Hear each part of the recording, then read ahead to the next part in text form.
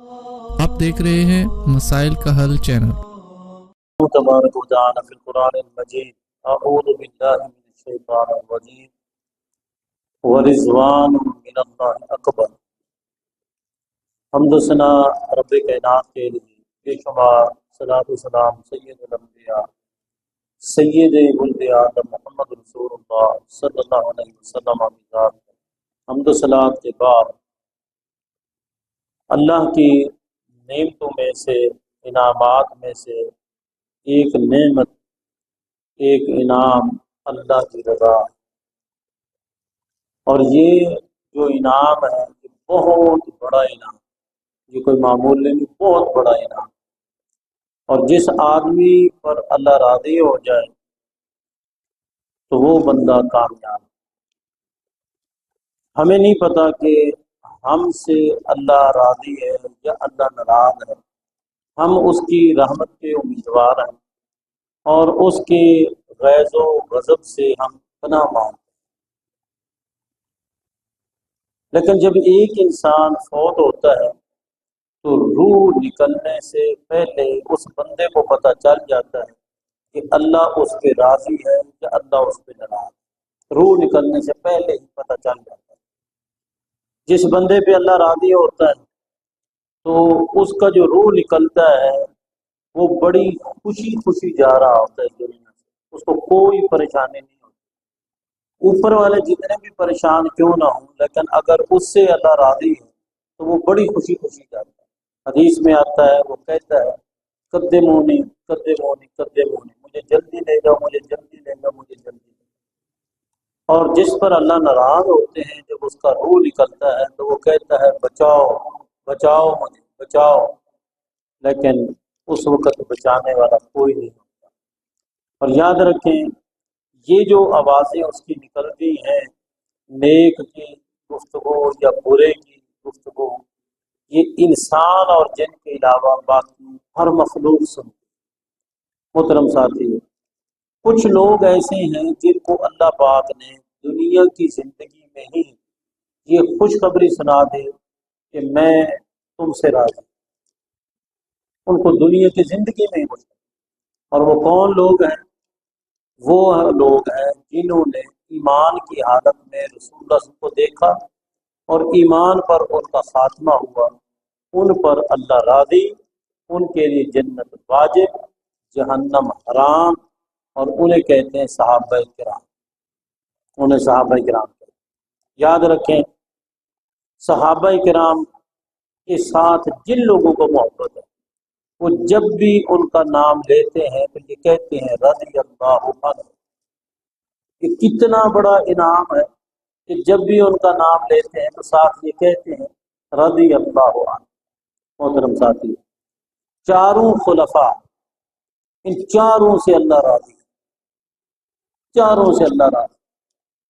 ان میں کوئی ایک ایسا نہیں ہے جس کے متعلق ہم تھوڑی سی بات بھی یہ کریں کہ اللہ ان سے ناراض۔ ان چاروں سے اللہ راضی۔ اور یاد رکھیں یہ چاروں کے چاروں اللہ پاک نے ان کو جو عزت دی ہے وہ اور کسی کو نہیں، ان چاروں کو۔ دیکھیں ان چاروں میں سے دو ایسے ہیں جن کی بیٹیاں محمد رسول اللہ صلی اللہ علیہ وسلم کے گھر ہیں، اور دو ایسے ہیں جن کے گھروں میں محمد رسول اللہ کی بیٹی ہیں۔ یہ کتنا بڑا اعزاز ہے کہ دو وہ ہیں جن کی بیٹیاں رسول اللہ صلی اللہ علیہ وسلم کے گھر ہیں، اور دو وہ ہیں جن کے گھروں میں محمد رسول اللہ صلی اللہ علیہ وسلم کی بیٹی ہیں۔ اور اگر کسی کے گھر ایک بیٹی ہے اور اس کی فضیلت ہے تو اس کی کتنی فضیلت ہے جس کے گھر یکے بعد دیکھ دو بیٹیاں۔ ایک مومن اپنے آپ کو کہلواتا ہے، اور جس کے گھر ایک بیٹی ہے اس سے تو وہ محبت بھی کرتا ہے اور اس کی فضیلتیں بھی بیان کرتا ہے، اور جس کے گھر دو بیٹیاں ہیں ان سے وہ محبت بھی نہ کرے اور فضیلت بھی۔ یاد رکھیں مومن کی پہچان یہی ہے کہ وہ چاروں سے محبت کرے۔ جو مومن ہوگا وہ چاروں سے محبت کرے، جو کسی ایک سے محبت کرے اور ایک سے محبت نہ کرے وہ مومن نہیں۔ یہ مومن کی پہچان ہے کہ وہ چاروں سے محبت کرے۔ البتہ چاروں کا مقام اپنا اپنا ہے، جس کو اللہ نے جو عزت دی ہے مومن کا کام ہے کہ اس کا اعتراف کرے۔ جو ابو بکر صدیق رضی اللہ عنہ کو عزت ملی ہے اس کا اعتراف کرے۔ کیا عزت ملی ہے؟ نبی صلی اللہ علیہ وسلم نے فرمایا جس کا جو احسان ہے میں اس کا بدلہ چکا چکا ہوں سوائے کہ اس کے ابو بکر، یہ اللہ نے عزت دی۔ حضرت عمر رضی اللہ عنہ کو کیا عزت دی کہ اے اللہ اگر تو اسلام کو طاقتور بنانا چاہتا ہے تو ان دو میں سے کسی ایک کو اسلام کی توفیق دے۔ حضرت عمر رضی اللہ عنہ کو اللہ نے توفیق دی، اور نبی صلی اللہ علیہ وسلم نے فرمایا کہ اگر میرے بعد کوئی نبی ہوتا تو وہ عمر ہوتا رضی اللہ عنہ۔ آپ نے فرمایا اللہ پاک نے عمر کی زبان پر ہاتھ رکھ دیا، ہم اس کا اعتراف کرتے ہیں۔ نبی صلی اللہ علیہ وسلم نے فرمایا سب سے زیادہ حیا والی جو صفت ہے عثمان رضی اللہ عنہ کے اندر، ہم اس کو اعتراف کرتے ہیں۔ اور نبی علیہ الصلوۃ والسلام نے فرمایا جس کا میں مولا ہوں اس کا علی مولا ہے، جس کا میں مولا ہوں اس کا علی مولا ہے۔ ہم الحمدللہ اس کو مانتے ہیں، اس کو تسلیم کرتے ہیں، بلکہ نبی صلی اللہ علیہ وسلم نے دعا کی کہ علی رضی اللہ عنہ کے متعلق کہ علی جو ہے وہ ہر مومن کا مولا ہے، ہر مومن کا مولا۔ اور اس کے بعد سب سے پہلے مبارکباد دینے والے حضرت عمر ہے رضی اللہ عنہ۔ حضرت عمر رضی اللہ عنہ مبارکباد دینے حضرت علی کو، کیا کہ علی تجھے مبارک ہو، تو ہر مومن کا دوست، تو ہر مومن کا دوست ہے، تو علی عمر کا بھی دوست ہے، ابو بکر کا بھی دوست ہے، عثمان کا بھی دوست ہے، عشرہ مبشرہ کا دوست ہے، تو بدر والوں کا دوست ہے، تو احد والوں کا دوست ہے، تو خندق والوں کا دوست ہے۔ یہ مبارکباد دے رہے ہیں کون؟ حضرت عمر، کیونکہ ان کو حضرت علی سے محبت تھی۔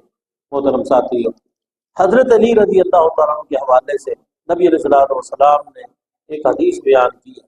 آپ نے فرمایا علی تیری مثال عیسیٰ علیہ السلام جیسی، تیری مثال عیسیٰ علیہ السلام جیسی، کہ عیسیٰ علیہ السلام کے ساتھ یہودیوں کو بغض ہو، جس کے نتیجے میں انہوں نے حضرت عیسیٰ کی علیہ السلام کی والدہ پر بہتان لگایا، اور عیسائیوں نے اتنی محبت کی کہ محبت میں غلو کا شکار ہو گئے اور ایسی جگہ پر اتارا جو اس کی مناسب ہی نہیں۔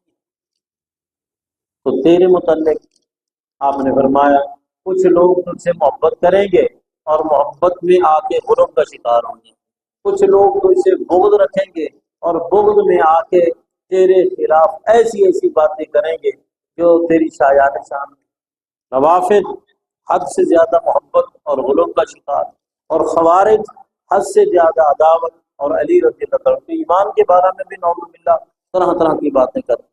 ہم حضرت علی رضی اللہ عنہ کی جو بھی فضیلتیں ہیں ہم سب کی سب فضیلتوں کو تسلیم کرتے ہیں۔ ہم اس کو تسلیم کرتے ہیں کہ ابو بکر رضی اللہ تعالیٰ عنہ وہ بچپن میں مسلمان نہیں، حضرت عمر رضی اللہ عنہ بچپن میں مسلمان نہیں تھے، حضرت عثمان رضی اللہ عنہ بچپن میں مسلمان نہیں تھے، حضرت علی رضی اللہ عنہ بچپن میں بھی مسلمان۔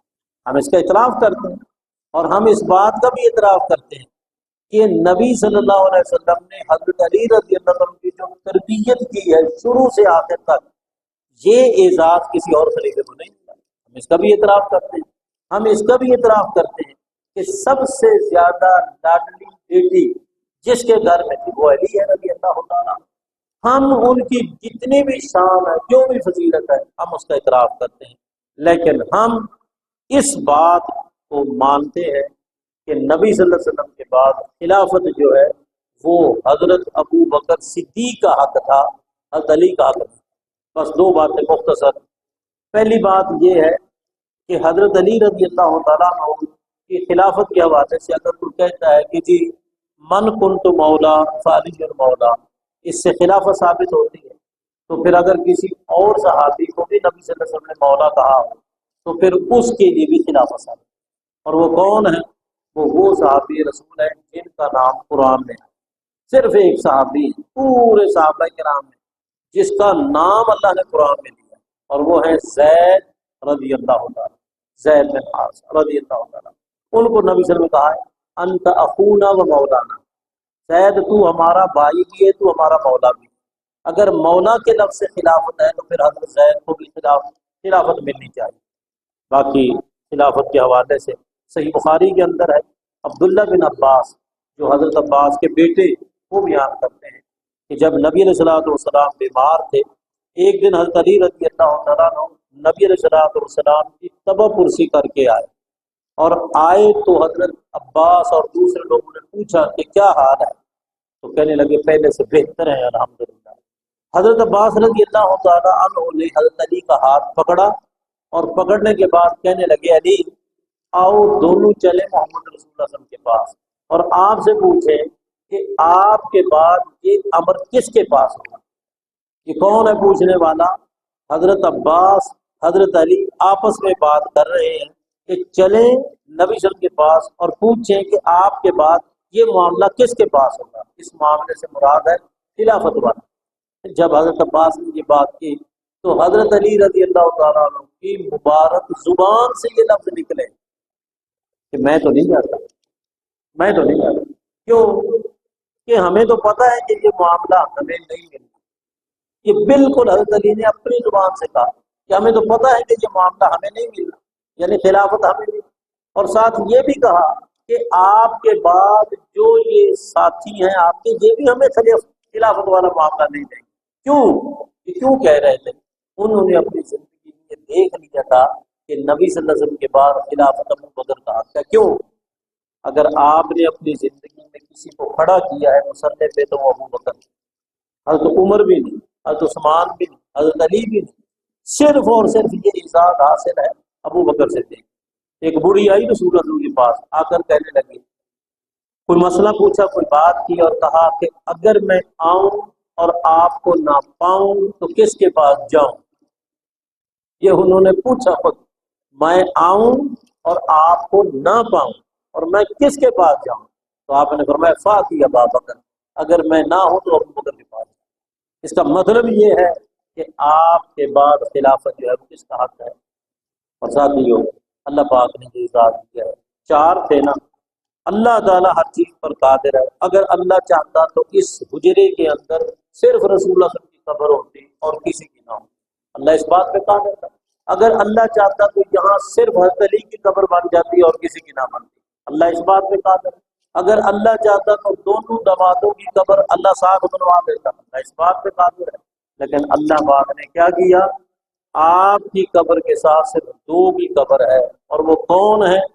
ایک کا نام ہے ابو بکر صدیق رضی اللہ عنہ اور ایک کا نام ہے عمر فاروق رضی اللہ۔ اور جب کوئی بندہ وہاں جاتا ہے تو پھر پتہ چلتا ہے کہ یہ مومن ہے یا نہیں، پتہ چل جاتا ہے۔ جب اس رسول اللہ صلی اللہ علیہ وسلم کی قبر کے سامنے کھڑا ہوتا ہے تو پتہ چل جاتا ہے کہ یہ مومن ہے یا نہیں۔ جو مومن ہوگا وہ صلات بھی پڑھے گا، سلام بھی پڑھے گا، اور ساتھ جو دو سوئے ہوئے ان کے لیے دعا بھی کرے گا۔ اور جو مومن نہیں ہے وہاں اس کا دل پڑتا ہے، وہاں اس کا دل پڑتا ہے، لیکن کر کچھ نہیں سکتا، کر کچھ نہیں سکتا۔ اللہ نے کام ہی ایسا کرا دیا ہے کہ وہاں پتہ چل جاتا ہے کہ مومن کون ہے اور مومن جو وہاں جا کے اس کا دل باغ بہار ہو جاتا ہے، یہ ایمان کی علامت ہے۔ اور وہاں دل پڑتا ہے تو پھر اس کے دل کے اندر ایمان نہیں ہے۔ اللہ تعالی ہمیں تمام کے تمام صحابہ کرام کا جو مقام ہے، جو شان ہے، اللہ تعالیٰ اسے ماننے اور ماننے کے بعد اس کو اپنے عقیدے اور عمل میں شامل کرنے کی توفیق عطا فرمائے۔ آمین۔ وأقول قولی ھذا وآخر دعوانا الحمد للہ رب العالمین۔